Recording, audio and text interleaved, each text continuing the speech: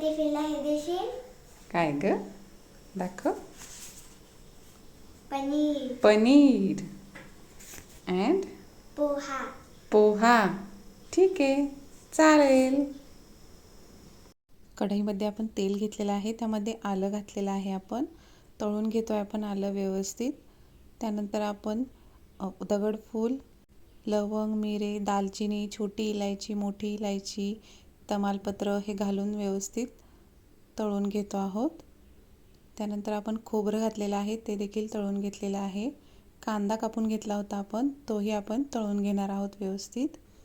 त्यानंतर त्यामध्ये आपण लसूण टाकलेला आहे, तीळ टाकलेले आहेत, टोमॅटो टाकलेला आहे आपण आणि हेही सर्व व्यवस्थित भाजून घ्यायचं आहे तेलामध्ये. नंतर थंड झालं की वाटून घ्यायचं. तव्यावरती आपण तेल घालून लाल तिखट, मीठ आणि हळद घातलेली आहे. त्यामध्ये पनीरचे पीसेस करून दोन्ही बाजूने व्यवस्थित भाजून घ्यायचं आहे.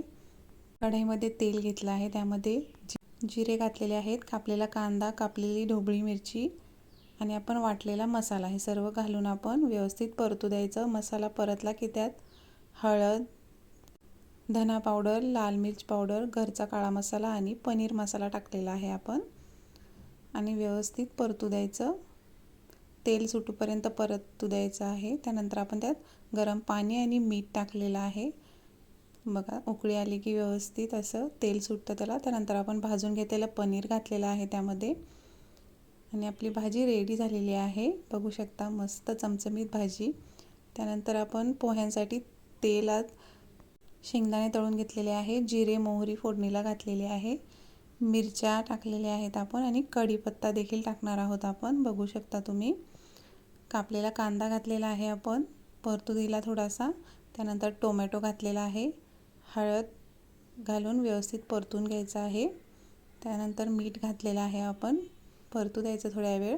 भिजवलेले पोहे आपण त्यामध्ये घातलेले आहेत, परतू दिला आहे थोड्या वेळ आणि शेंगदाणे घातलेले आहेत. कोथिंबीर घालून आपली पोहे रेडी आहेत, पण एक वाफ काढून घ्यायची आहे आणि त्यानंतर लिंबू पिळायचं आहे.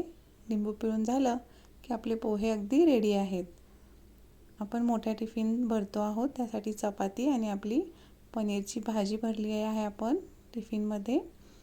आजची नोट आहे बघा, I believe in my self. Tiffin हा मोठा रेडी आहे आणि पोह्यांचा छोटा टिफिन देखील रेडी आहे.